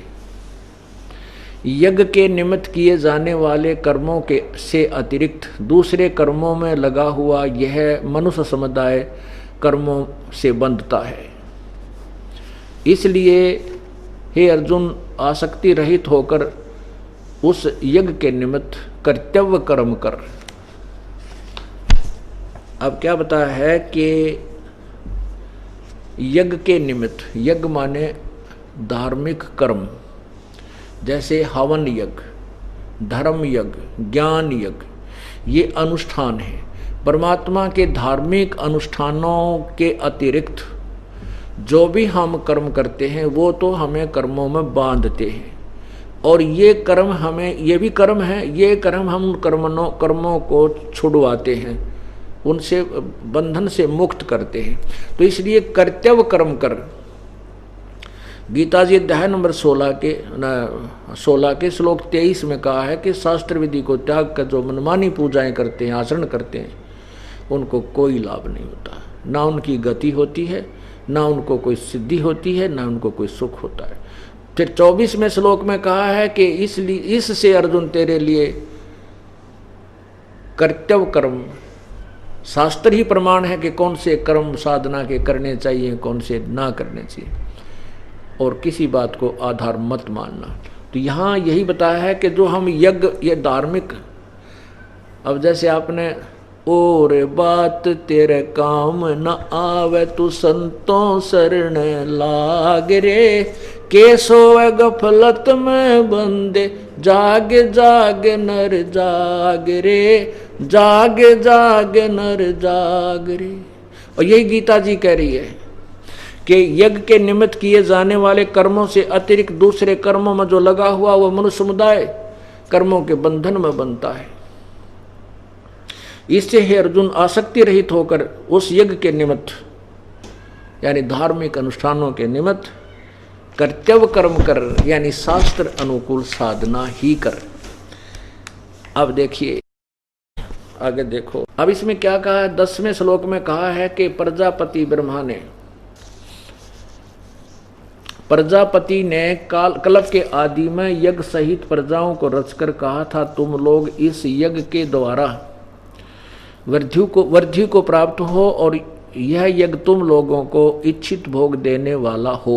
यज्ञ माने धार्मिक अनुष्ठान। आगे देखिए, इस यज्ञ के द्वारा 11वां, इस यज्ञ के द्वारा देवताओं को उन्नत करो, इस उन्नत करो और वे देवता तुमको उन्नत करें। इस प्रकार निस्वार्थ भाव से एक दूसरे को उन्नत करते हुए तुम लोग परम कल्याण को प्राप्त हो जाओगे। आगे देखना, यज्ञ के द्वारा बढ़ाए हुए 12वां श्लोक, यज्ञ के द्वारा बढ़ाए हुए देवता तुम लोगों को बिना मांगे ही इच्छित भोग निश्चय ही देते रहेंगे। आगे इस प्रकार उन देवताओं के द्वारा दिए हुए भोगों को जो पुरुष इनको दिए बिना स्वयं भोगता है वह तो चोर ही है। आगे देखना 13वां, उसके बाद आपको फिर मौखिक बताते हैं। यज्ञ से बचे हुए अन्न को खाने वाले श्रेष्ठ पुरुष सब पापों से मुक्त हो जाते हैं। जो पापी लोग शरीर पोषण के लिए ही अन्न पकाते हैं वे तो पाप को ही खाते हैं। अब इसका क्या अर्थ है? आपने पढ़ा कि इस यज्ञ के द्वारा तुम देवताओं को उन्नत करो और ये देवता तुम्हें उन्नत करें, और वो बढ़े हुए देवता तुम्हें बिना मांगे ही इच्छित फल देंगे। अब इसको समझने के लिए आपने ये देखिएगा, अब हम शास्त्र विधि विरुद्ध साधना कर रहे हैं, हमने शास्त्र अनुकूल साधना करनी है। शास्त्र अनुकूल साधना से हमें वो सर्व लाभ होगा। और शास्त्र विरुद्ध साधना कैसी होती है? जैसे आपने पवित्र गीता जी अध्याय नंबर 15 के श्लोक 16 और 17 में, 1 से लेकर 4 में और 16-17 में सुना। ऊर्ध्व मूलम अधः शाखम, ऊपर को जड़ वाला और नीचे को शाखा वाला यो संसार रूपी वृक्ष है। और जो संत इसको सभी अंगों सहित बताता है वो तत्वदर्शी संत है, और वही तीनों लोकों में प्रवेश करके सबका धारण पोषण करता है, वही वास्तव में परमात्मा है। अब गीता जी अध्याय नंबर 3 के श्लोक 14 और 15 में भी ये स्पष्ट किया है। ये आपको इसके बाद बताऊंगा, पहले ये दिखाते हैं हम साधना कैसे कर रहे हैं। हम साधना शास्त्र विरुद्ध कर रहे हैं, ये देखिएगा।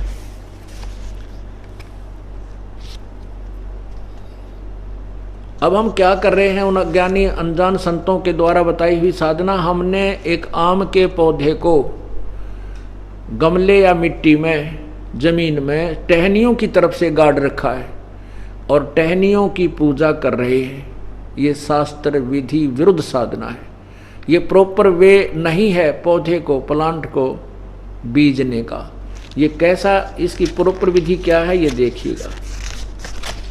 ये इसकी वास्तविक विधि है।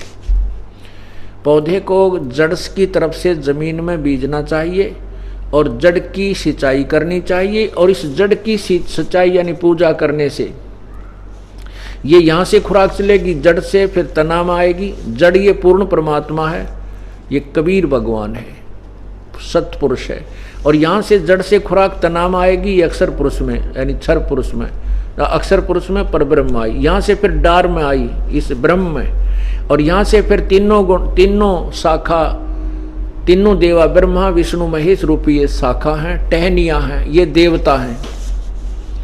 अब इस मूल की पूजा करने, टहनियों के फिर फल लगेंगे, ये हमें बिना मांगे टहनी फल देंगी।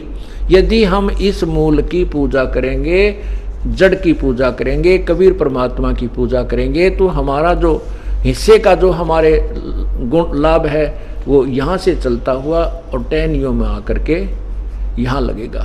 अब इसमें यही बताया है कि तुम उन अपने परमात्मा ने जो तुम्हें धन दिया है उसमें से इन देवताओं को उन्नत करो। देवताओं को यानी टहनी रूपी, इस संसार रूपी वृक्ष की ये टहनी देवता हैं। अब यहाँ जड़ की पूजा करेंगे तो खुराक टहनियों में जाएगी, टहनियाँ के फल लगेंगे। ये टहनी जो है बिना मांगे फल देंगी यदि हम शास्त्र अनुकूल साधना करेंगे। यदि हम शास्त्र विरुद्ध साधना करेंगे तो हमारी वो टहनी भी समाप्त हो जाएंगी और पेड़ पौधा भी हमारा नष्ट हो जाएगा। ऐसे समझना इसको। अब दिखाते हैं इसमें क्या कहा है कि वो टहनी परमात्मा कहते एक कै साध्य है, इस एक के साधने से, एक की पूजा करने से, एक कै साध्य सब सद है, ये सब सद गए, और सब साध्य सब जावे। इनके सब के यानी सब देवताओं के पूजने से, उल्टे पौधा गाड़ने से सब साध्य सब जावे। भाई माली सिंचे मूल को ये फले फुले गाए। कति परमात्मा का दोहे हम पढ़ा करते थे जब शिक्षा ग्रहण करते थे, वो अक्षर ज्ञान युक्त हमारे टीचर गुरुजी पता नहीं क्या क्या क्या अर्थ लगाया करते। अब ये अर्थ है इसका वास्तविक, क्योंकि परमात्मा ने आध्यात्मिक ज्ञान दिया है। इसमें कहा कि एक के साध्य सब सदे, सब साध्य सब जावे, माली सींचे मूल को फले फूले अगावे। माली मीन जो उसका मास्टर है बगीची लगाने का, जो बुद्धिमान व्यक्ति है वो जड़ को सींचेगा, अनजान व्यक्ति ही टहनियों की तरफ से पौधा बीजेगा। तो हम सब ही अनजान हैं, और जो हमें गुरु मिले वो माली नहीं थे, वो नालायक थे। उन्होंने हमारे को उल्टी विधि बता दी, उल्टी पूजा करनी शुरुआत करवा दी। अब आपने क्या पढ़ सुना, यज्ञ के अतिरिक्त, यदि धार्मिक क्रियाओं के अतिरिक्त जो भी हम काम करते हैं वो तो हमें यहाँ बांधने के लिए है। इसलिए उन कर्मों के साथ साथ हमने इन धार्मिक कर्मों को भी महत्व देना चाहिए। वो तो कर्म करने हैं, लेकिन उनके करते करते भी हम कुछ ऐसे कर्म हमारे जिनमें हम भगवान को साथ याद कर सकते हैं। तो और साथ में ये अनुष्ठान विशेष समय निकाल कर भी करने पड़ेंगे। फिर क्या बताया है कि यज्ञ के द्वारा देवताओं को उन्नत करो तुम, और देवता तुम लोगों को उन्नत करें। इस प्रकार एक दूसरे को उन्नत करके कल्याण को प्राप्त हो। फिर कहा कि यज्ञ के द्वारा बढ़ाए हुए देवता, अब यज्ञ के द्वारा देवताओं ने कुकर बढ़ाएंगे, हमके चोटी पकड़ के खींचेंगे ब्रह्मा विष्णु महेश या और देवताओं की।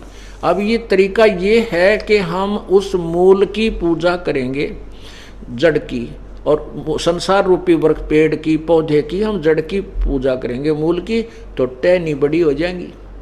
वो देवताओं के पास हमारा जो कर्म बनकर जाएगा कि इसने ऐसा कर्म कर दिया तुम दो, वो तो कल रखें आपके, और निर्धारित आपकी नौकरी कर दी सरकार ने, राजा ने, कि आपकी इस पोस्ट की इतनी तनख्वाह होगी।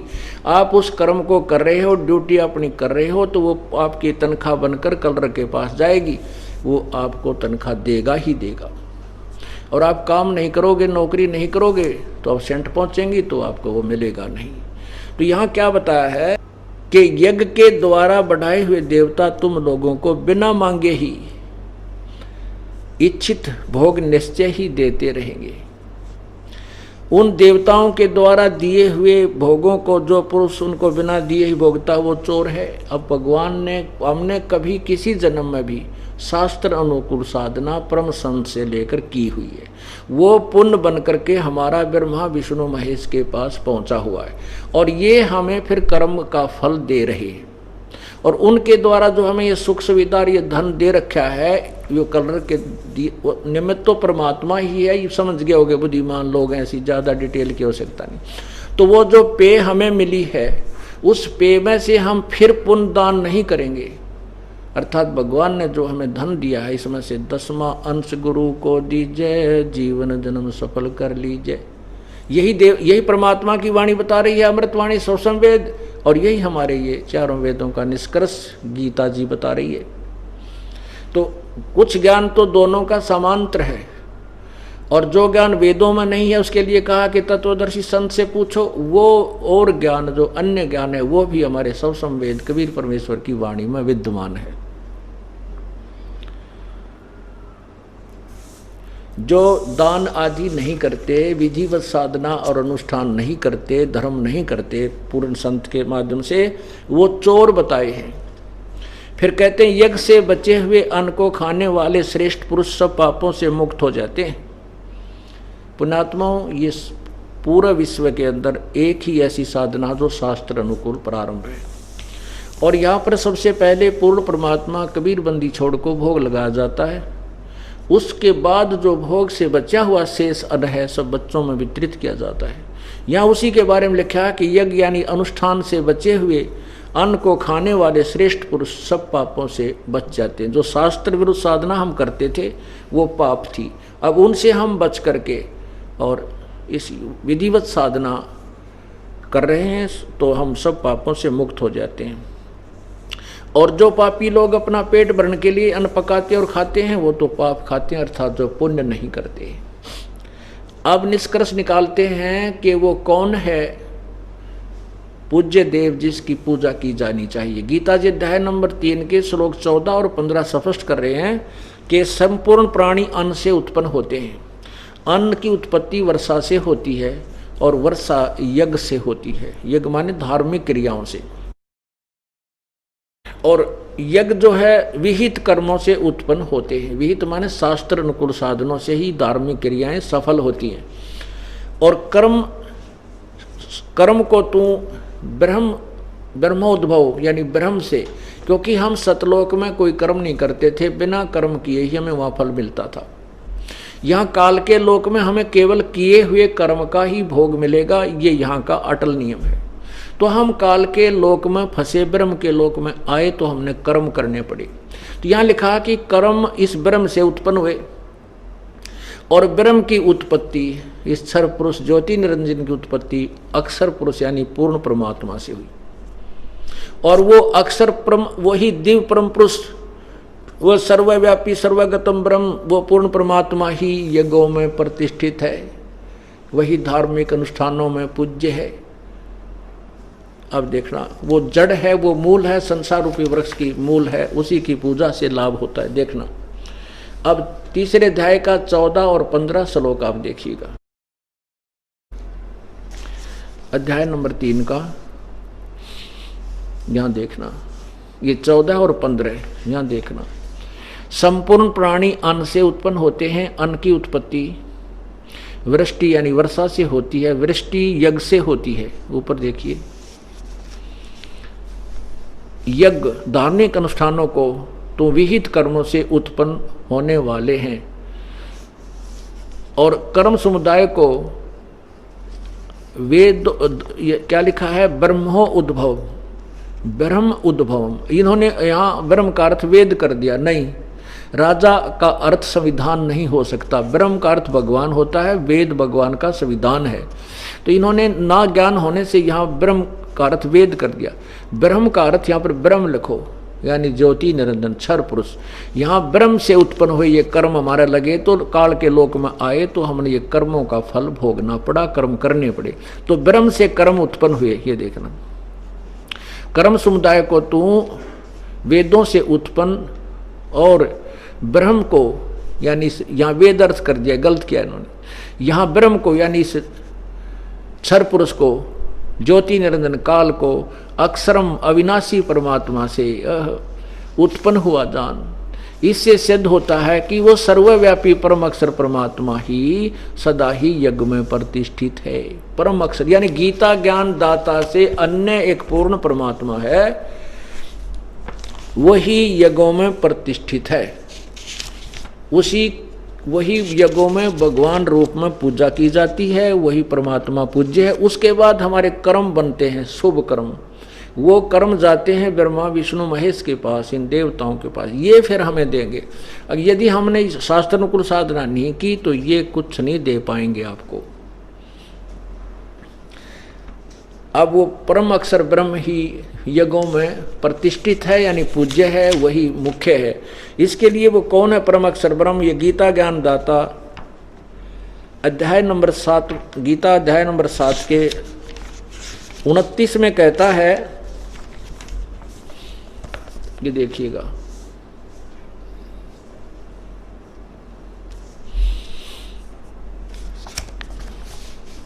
अध्याय 7 और नीचे देखिएगा इसी में 29, यहां लिखा है ते ब्रह्म तत्व। ये तत् ब्रह्म या ब्रह्म तत्व संस्कृत में उलट सुलट चला है। अब इसके बारे में यहां देखना है क्या लिखा है इन्होंने।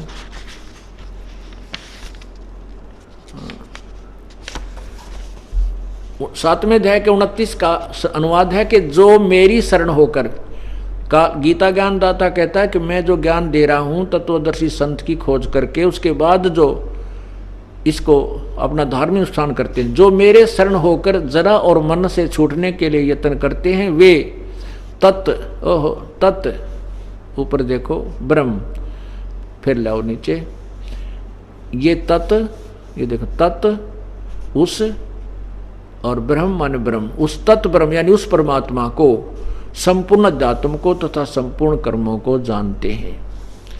क्या कहा है कि जो मेरे इस ज्ञान को आश्रय बना करके तत्वदर्शी संत की खोज कर ले, जो चौथे अध्याय के 34वें श्लोक में संकेत किया है। और उसके बाद जो उस तत्वदर्शी संत के बताने के उपरांत जो पूर्ण रूप से परिचित हो जाता है उस तत्ब्रह्म से और पूरे आध्यात्मिक ज्ञान से, तो फिर वो इस संसार में कुछ नहीं मांगता, केवल जन्म मृत्यु से छूटने का ही प्रयत्न करता है। इसके बारे में 8वें अध्याय के, ये आपने पढ़ा 7वें का 29, ये 7वें का 29 पढ़ा आपने। ये देखो नीचे ये 30 है। ये वे तत्ब्रह्म यानी उस ब्रह्म को, संपूर्ण अध्यात्म को, संपूर्ण कर्मों को जानते हैं। तो यहाँ 8वें के प्रथम मंत्र में, 8वां अध्याय है, इसमें गीता ज्ञान दाता ने अर्जुन ने प्रथम मंत्र में पूछा है 8वें अध्याय के में कि किम तत् ब्रह्म, किम अध्यात्म, किम कर्म पुरुषोत्तम, अधिभूतम च किम प्रोक्तम, अधिदेवम किम उच्यते। यहाँ पूछा है कि किम तत् ब्रह्म। इसका उत्तर तीसरे मंत्र में दिया है। यहाँ देखना, ये दो यहाँ देख, ये तीसरे श्लोक में गीता ज्ञान दाता ने कहा है, नीचे देखिए, वह परम अक्षर ब्रह्म है। परम अक्षर ब्रह्म,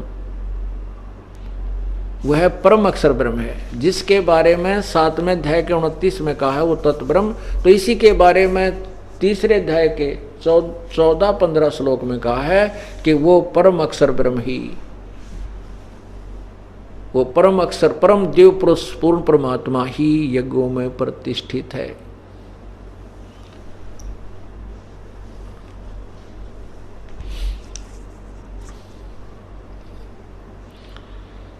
दसवां अंश गुरु को दीजिए, जीवन जन्म सफल कर लीजिए। पुण्यात्माओं, जब किसान जो होता है,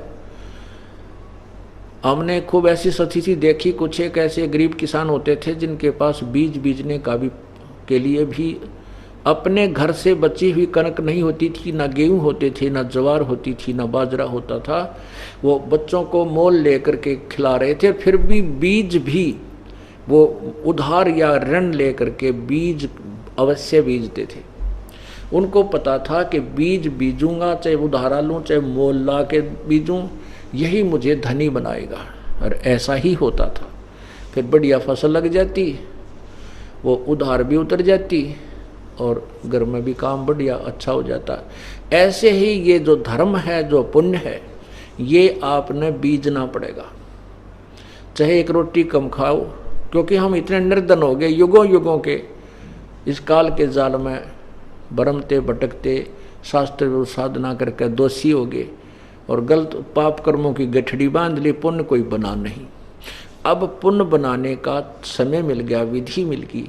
अब भी हम कोई पीछे रहेंगे तो हम बिल्कुल डल स्टूडेंट हैं, फिर हम अच्छे विद्यार्थी नहीं हैं। 10वां अंश गुरु को दीजिए, जीवन जन्म सफल कर लीजिए। गुरु बिन होम यज्ञ नहीं कीजिए, गुरु की आज्ञा माहे रहीजे। गुरु सुर तुरु सुरधेनु समाना, पावे चरण मुक्ति परवाना। गुरु जी जो है सुरतुरु, होए होए, सुरतुरु कहते हैं वो कल्प वृक्ष। कल्प, सुर माने देवताओं का, तरु माने वृक्ष। देवताओं का पेड़ एक, उसको कहते हैं कल्प वृक्ष। तो कहते हैं गुरु जी जो पूर्ण संत होंगे वो कल्प वृक्ष भी होते हैं। सुर तुरु सुरधेनु समाना।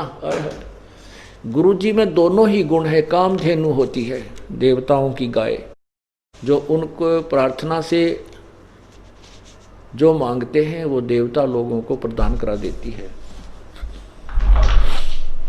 तो उसको,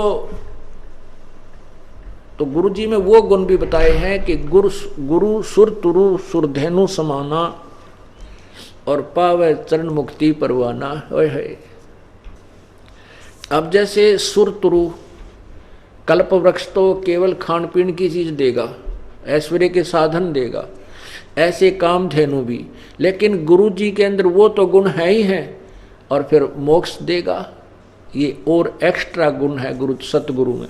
गुरु सुरतुरु सुरधेनु समाना, पावे चरणन मुक्ति परवाना, तन मन धन अर्प गुरु सेवे, हो गलतान उपदेश से लेवे कति।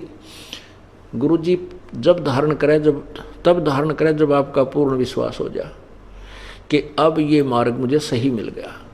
और फिर कहते हैं ब्लाइंड फेथ करे, फिर समर्पण कर दे।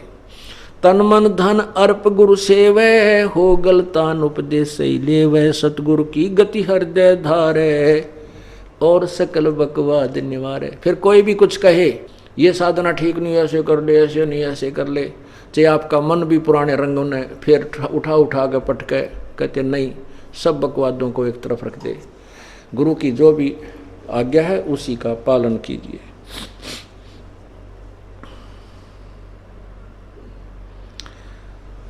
सतगुरु की गति हृदय धारे, और सकल बकवाद निवारे, गुरु के सम्मुख वचन ना कहे, सो शेष रहनी गहनी सुख लय है। गुरु के सामने गुरु जी कह रहे हैं ऐसा है, आपको नहीं जी ऐसा है, तो नहीं जी ऐसा है, यहीं आपकी बात फेल होगी। गुरु के सम्मुख कोई भी ऐसा नेगेटिव वचन नहीं कहे, गुरु जी जो कहें, ज्ञान मार्ग में जो गुरु जी कहें वो फाइनल समझे। और बहुत सी ऐसी बातें होती हैं, जैसे कई भक्त कहते हैं जी हमने गुरु जी से पूछा था, नाम तो नहीं टूट गया, बोले नहीं टूटा, और हमने तो ऐसी गलती बन गई थी। गुरु जी ने कहा ना नहीं टूटा, तो वो जुड़ गया, और फिर उस गलती को त्याग देना चाहिए। जब कोई बन भी गई है तो ये नहीं सोचना चाहिए। तो ऐसे ही गुरु के प्रत्येक वचन का पालन करे, जो उनकी आज्ञा होती है समझ लेना चाहिए।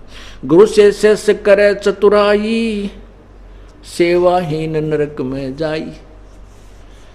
अब हम कह देते हैं भाई आया नहीं, सत्संग में आया करो, अरे पिछली बार नहीं आया, क्या बात होगी, तो उसमें अटपट करने की आवश्यकता नहीं होती। गलती होगी जी, आगे से आएंगे और कोशिश कराने की।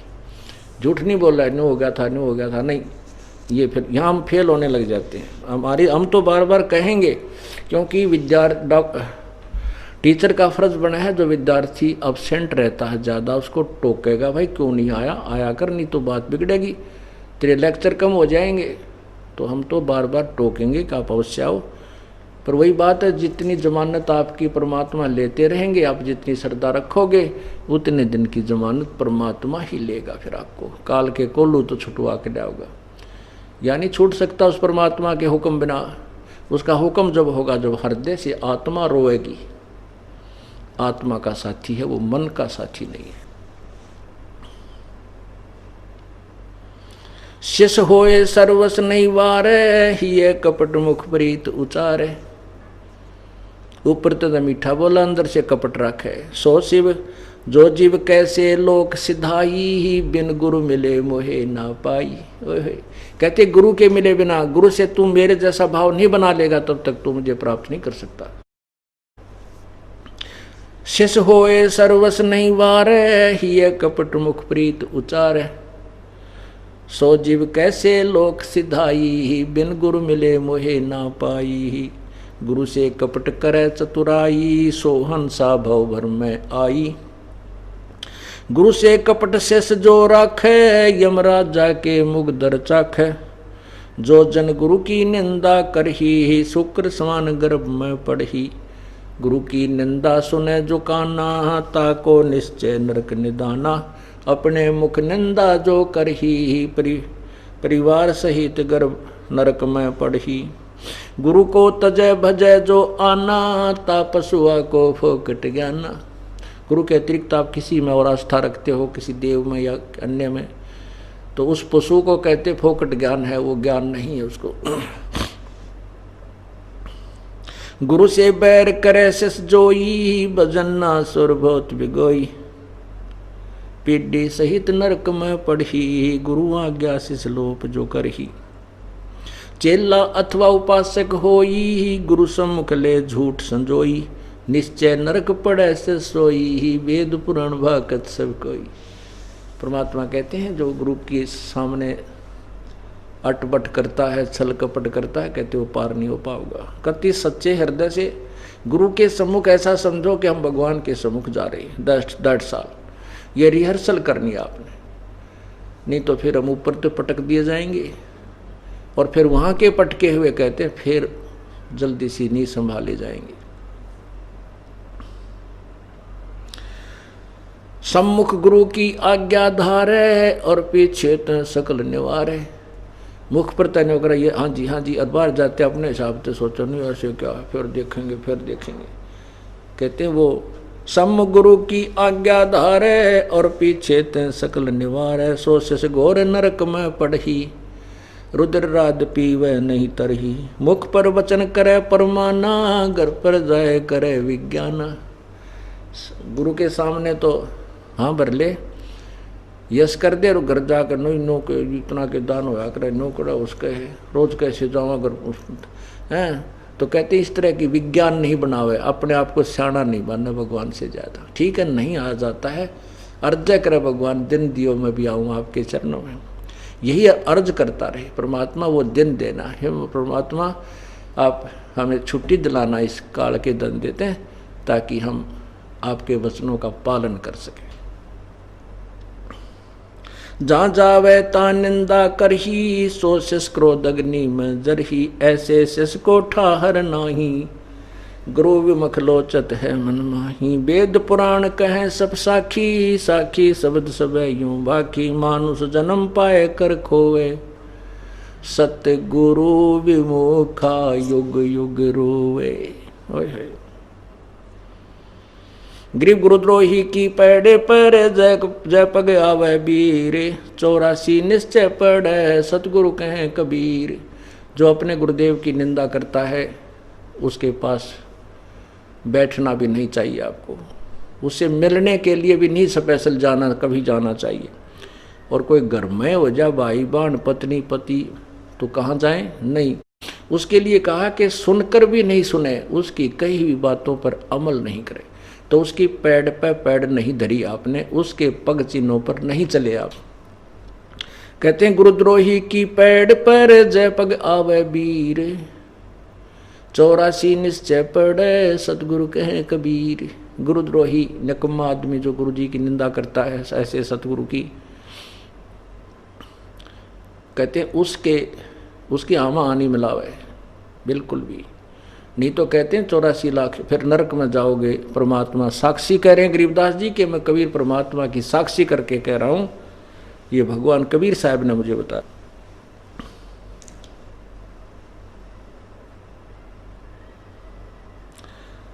जानबूझ साची तजय और करे झूठ से ने। जाकी संगत है प्रभु सोपन में बिना दे।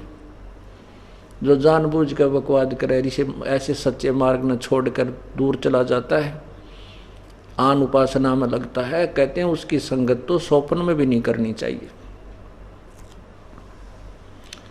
ताते सतगुरु शरणा लीजय कपट भाव सब दूर करी जय। योग यज्ञ तप तान करावे गुरु विमुख फल कबू न पावे। फिर वहीं लाकर खड़ा करते हैं परमात्मा के गुरु के बिना कोई भी आप पुण्य करोगे। योग यज्ञ तप दान करा। यहां तप से तात्पर्य हठ योग से नहीं है। गीता जी अध्याय नंबर 17 के श्लोक 25 से 27 में कहा है कि जो तप जो है जैसे गुरु की वचन पालन करने में जो तप, दान धर्म करने में जो तप माने जो जैसे आप गुरु वचन पर का पालन करते हो भाई ये साधना नहीं करनी, ये नहीं करनी, या पूजा नहीं करनी, ऐसे नहीं करना, तो उसमें जो भी बाधाएं आपके सामने आती हैं उनका संघर्ष करके उनको निमटना, उनसे वो संघर्ष, वो तप, यहाँ उस तप की तरफ संकेत है, ना कि अन्य तप की तरफ। दो कर जोर गुरु के आगे करे वो विनती चरण न लागे। कैसे रहे गुरु के सामने? दो कर जोर गुरु के आगे करबो बिनती चरणों लागे, अति शीतल बोले सब बहना, मेटे सकल कपट के बहना। हे गुरु तुम हो दीन दयाला, मैं हूँ दीन करो प्रतिपाला। बंदी छोड़ मैं अति अनाथा, बहुत जल बूढ़त पकड़ो हाथा। इस तरह का भाव प्रभु गुरु जी के सामने बनाए, जैसे प्रभु के सामने हम होते हैं। हे गुरु तुम हो दीन दयाला, मैं हूँ दीन करो प्रतिपाला। बंदी छोड़ मैं अति अनाथा, बहुत जल बूढ़त पकड़ो हाथा। हे गुरुदेव मैं तो अनाथ जीव हूँ, अब पता चला मुझे मेरा यहाँ कोई नहीं है और इस संसार रूपी सागर में डूब रहा हूँ। मेरा हाथ पकड़ लो, मुझे बचा लो, मुझे उपदेश दे दो, अपने चरणों में रख लो। दीजिए उपदेश गुप्त मंत्र सुनावो, जन्म मरण भव दुख छुड़वाओ। तीसरा सार नाम प्राप्त करने के लिए जब आए तो कैसे बोलना होता है। कई बुढ़िया कहेंगी वो तीसरा नाम दे देना, वो तेरा गजब, ये जानू कसोला मांगन आई है, ये तो भगवान मानना है, इसमें बोलना कम से कम सीखो, जब तो सार नाम मिलेगा। दीजिए उपदेश गुप्त मंत्र सुनावो, जन्म मरण भव दुख छुड़वाओ। यो आदीन हो ऐसे जब ही, शिष्य पर कृपा करे गुरु तब ही। गुरु से जब दीक्षा मांगे, मन कर्म वचन धरे धन आगे। ऐसी प्रीत देखे गुरु जब ही, गुप्त मंत्र कहे गुरु तब ही। भक्ति मुक्ति को पंथ बतावे है, बुरो होन को पंथ छुड़ावे। ऐसे शेष उपदेश ही पाई, होए देव दृष्टि पुरुष पर जाई। गुरु मानुष कर जानते, ते नर कहिए अंधे। होवे दुखी संसार में, आगे यम के फंद। सत सही।